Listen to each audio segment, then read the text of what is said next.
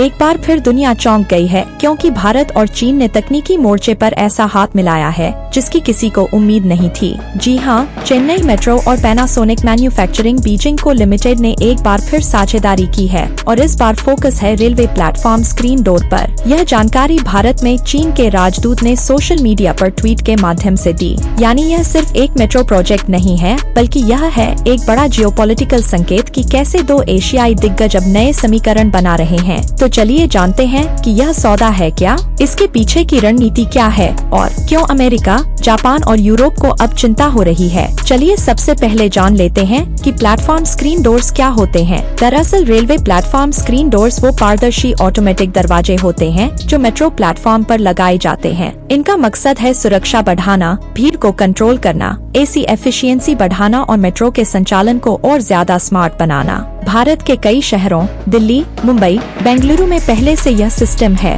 लेकिन चेन्नई मेट्रो अब इसे एक नई तकनीकी ऊंचाई पर ले जाने जा रही है चीन की मदद से। अब बात Panasonic manufacturing Beijing company LTD की करें तो Panasonic manufacturing Beijing company limited चीन की राजधानी बीजिंग में स्थित है और पैनासोनिक ग्रुप का एक अहम हिस्सा है। यह कंपनी विशेष रूप से स्मार्ट ट्रांसपोर्ट सिस्टम, ऊर्जा कुशल समाधान और पीएसडीज टेक्नोलॉजी में अग्रणी है। इनकी technology high speed response, safety integration, AI आधारित फॉल्ट डिटेक्शन से लैस है। चीन, जापान, मलेशिया और अब भारत में यह कंपनी पहले से ही काम कर चुकी है, लेकिन चेन्नई मेट्रो के साथ यह एक बार फिर वापसी कर रही है और इसका समय बहुत महत्वपूर्ण है। जब दो देशों के बीच राजनीतिक तनाव हो तब ऐसी साझेदारियां दुनिया को चौंकाती हैं। 2020 के गलवान के बाद भारत चीन रिश्तों में ठंडापन आ गया था, लेकिन अब व्यापार रिकॉर्ड स्तर पर है। चीन भारत का सबसे बड़ा आयात स्रोत बना हुआ है और अब टेक्नोलॉजी ट्रांसफर और इंफ्रास्ट्रक्चर को ऑपरेशन के संकेत मिलने लगे हैं। पैनासोनिक बीजिंग के साथ चेन्नई मेट्रो की यह डील बताती है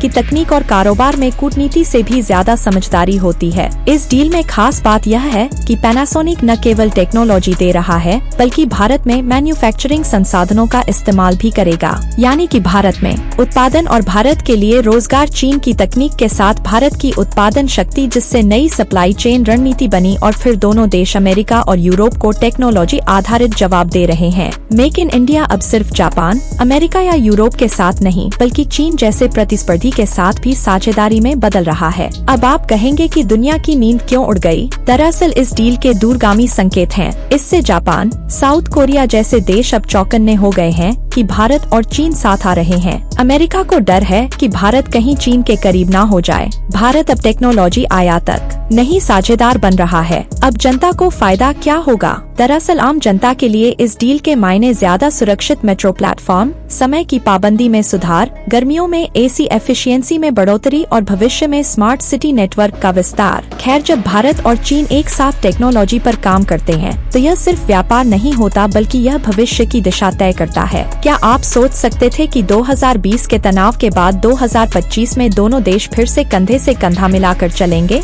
नीचे कमेंट करके बताइए कि क्या यह सिर्फ बिजनेस है या कोई बड़ी रणनीति।